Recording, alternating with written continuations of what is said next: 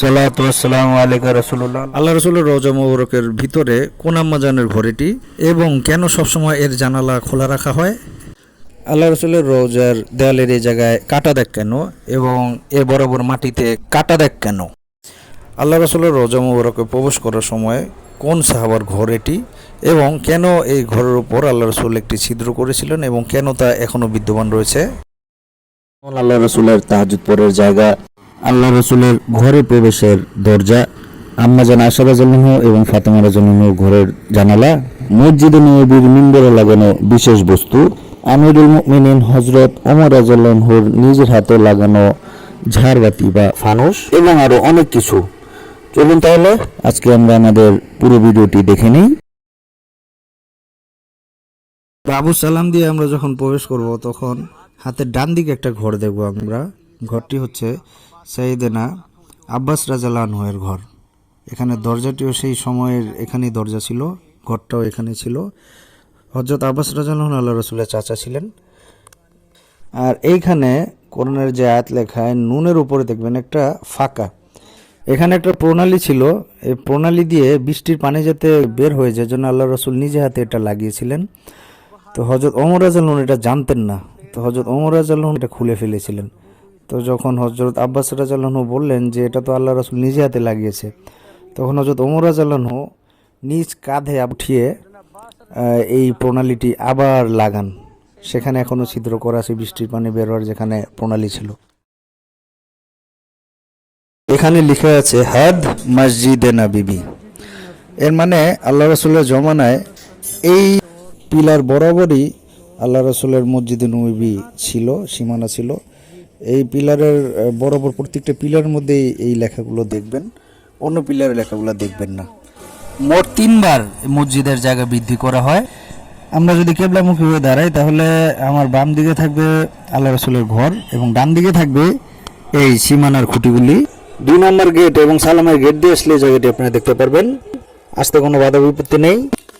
মসজিদে নববীর যে পিলারগুলো দেখবেন একটি একটির সাথে মিল নেই, এক একটা পিলার মধ্যে এক একটা চিহ্ন আছে উপরে, দেখেন কোনটা গাছের মতো, কোনটা পাতার মতো, কোনটা লাল, কোনটা গোল্ডেন। তো প্রত্যেকটা পিলারেরই এক একটা মিনিং আছে, এক একটা চিহ্নর এক একটা মিনিং আছে। ইনশাল্লাহ এগুলো আপনাদের আস্তে আস্তে আমি বলার চেষ্টা করব, দোয়া করবেন।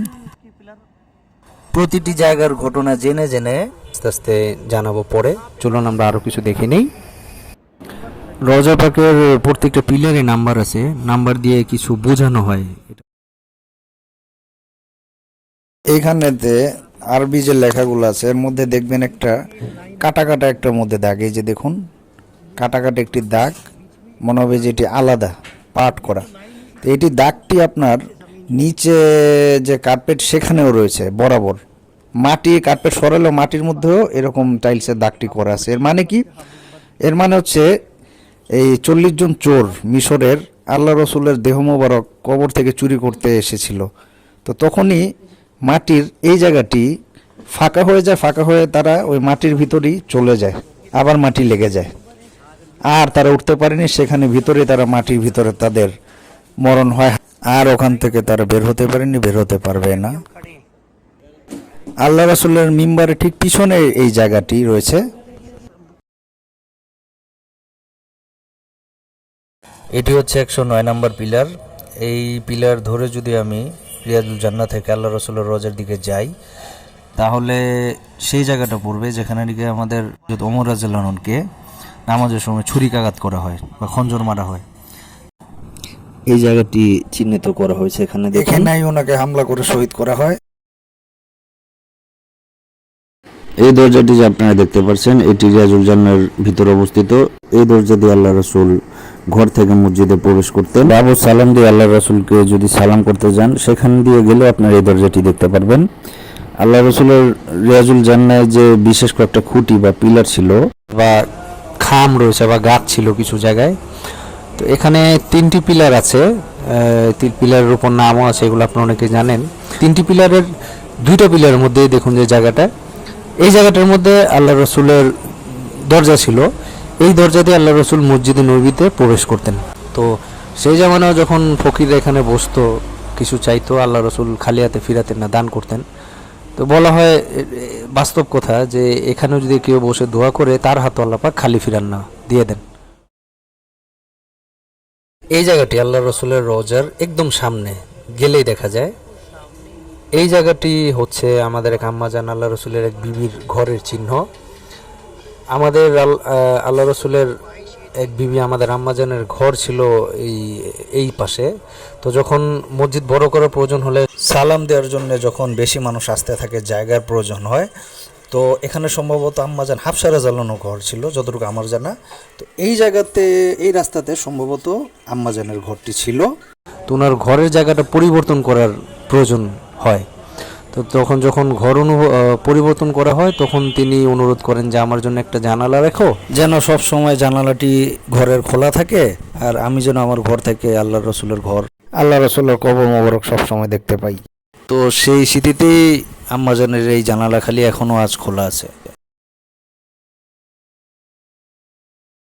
সবুজ গম্বুজের নিচে জান্নাতুল বাকির দিকে যে গেটটা রয়েছে বাবে বাকি, ওখান দিয়ে বের হলে দেখবেন একটা এরকম বাউন্ডারি করা এই ঘরটি, জায়গাটি আছে। তো এটির ইতিহাস হচ্ছে এটি একটি মহিলার মালিকানা ছিল। উনি জায়গাটি বিক্রিও করেননি, মসজিদেও দেননি। ওনার কাছে অনেক টাকা দিয়ে এই জায়গাটি কিনতে চাওয়া হয়েছিল, কিন্তু উনি বিক্রি করেননি। তো যেহেতু বিক্রি করেননি, মসজিদকে দেননি, তাই এখানে নামাজ হয় না, এখানে বন্ধ পড়ে আছে। জান্নাতুল বাকি থেকে তাকালেও আপনারা এই ঘরটি দেখতে পাবেন। এখানে 40 নম্বর গেট দিয়ে বের হলে এটি হাতের ডান দিকে পড়বে। এই গেটের উপরে একটা আয়াত লেখা আছে, ইন্নাল্লাহা ওয়া মালাইকাতাহু ইউসাল্লুনা আলান নবী। এই আয়াতটি এই গেটে এইখানেই নাজিল হয়েছিল, এই জন্য এখানে আয়াতটি লিখে দেওয়া হয়েছে। এটি আম্মাজান আয়েশা রাদিয়াল্লাহু আনহার ঘরের দরজা ছিল, এখানে আল্লাহ রসুল ছিলেন। তো জিবরাইল আলাইহিস সালাম যখন আল্লাহ রসুলের সাথে দেখা করতে আসবেন, এই ঘর দিয়ে প্রবেশ করবেন, তখনই আয়াতটি নাজিল হয়। আর এই আয়াতটি নাজিল হওয়ার পর থেকে যখন ফেরেশতারাও জিবরাইল আলাইহিস সালাম আল্লাহ রসুলের কাছে আসতেন, তখন দুরূদ শরীফ পড়তে আসতেন। আর এই আয়াত দিয়ে, এই আয়াতের অর্থটা এরকম, আপনারা অনেকে জানেন, কম বেশি মাফুম যে আল্লাহ এবং তার ফেরেশতারা আল্লাহর হাবিবের উপরে দুরূদ পড়ে, হে মানুষগণ তোমরা আল্লাহ রসুলের প্রতি দুরূদ পড়ো। তা আল্লাহ রসুলের কত বড় সম্মান বৃদ্ধি করা হয়েছে এবং দুরূদ শরীফের যে কত দাম আমরা কিছুটা অনুধাবন করতে পারি এখান থেকে।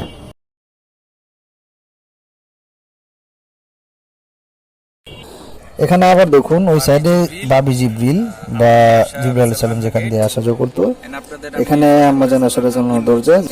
আর আম্মাজান আয়েশা রাদিয়াল্লাহু আনহার দরজার পাশে একটি দেখা যাবে জানালা। এই দেখুন, এটি হচ্ছে আম্মাজান ফাতেমা রাদিয়াল্লাহু আনহার ঘরের জানালা। এটি, এই স্মৃতিটিও এখানে রেখে দেওয়া হয়েছে।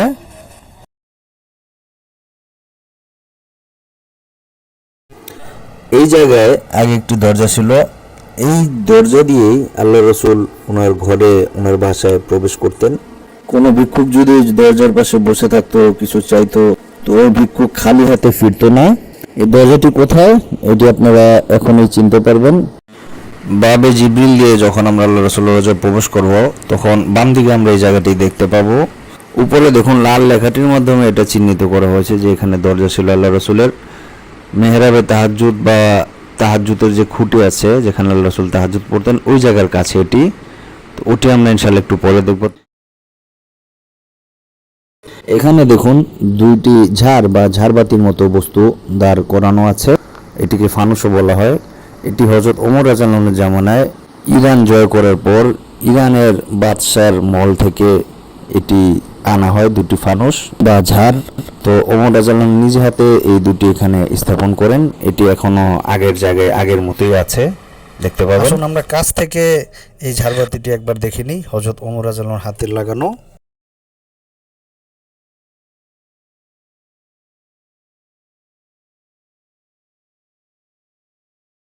বাবে জিব্রিল দিয়ে আমরা রিয়াজুল জান্নাতে প্রবেশ করলে বাম দিকে যে উঁচু চারকোণ একটি জায়গা দেখা যায়, নুরউদ্দিন জঙ্গি রহমতুল্লাহ আলাইহি এটি স্থাপন করেন। ওনার সময় মসজিদে নবী পাহারা দেওয়ার জন্য এখানে কিছু লোক নিয়োগ করা হয়, তারা এই জায়গাটিতে থাকতেন। তো মসজিদে নবী যখন পুনর্নির্মাণ কাজ করা হয়, তখন এই ঘরটি স্থানান্তর করে অন্য জায়গায় নেওয়া হয়, কিন্তু স্মৃতি হিসেবে এই জায়গাটি এখনও আগের মতো এখানে রেখে দেওয়া হয়েছে।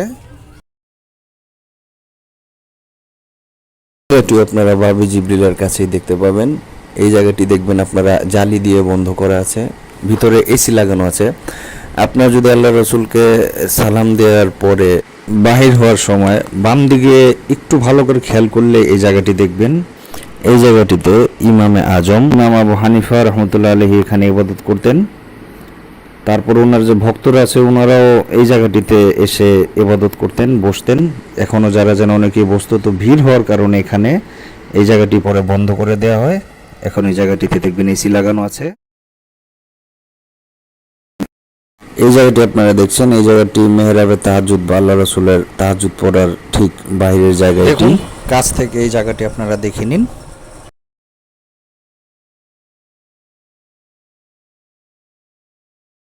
এর ভিতরেই একটি জায়গা আছে বা একটি খুঁটি আছে যেখানে আল্লাহ রসুল দাঁড়িয়ে বেশিরভাগ সময় তাহাজ্জুদ পড়তেন রাতে।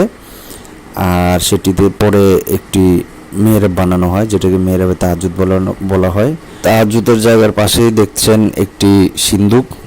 এটি অটোমান বা ওসমানী আমলের সিন্দুক। এটির ভিতরে অনেক কিছু পাওয়া গিয়েছিল। কোনো দেশের বিশেষ মেহমান আসলে এই জায়গাটিতে নামাজ পড়েন দাঁড়িয়ে। কিছুদিন আগে চেচনিয়ার প্রেসিডেন্ট সেই জায়গাতে সেজদা করেছিলেন। এই খুঁটিটি আম্মাজান ফাতেমা রাদিয়াল্লাহু আনহুর ঘর বা হুজরার কাছে অবস্থিত। আল্লাহ রসুল মিম্বারের জায়গায় তাহাজ্জুদে নামাজ আদায় করতেন। এই জায়গাটি আপনাদের বোঝানোর জন্য আরেকটি ছবি আপনাদের আমি দেখাচ্ছি, 3D ছবি এটি।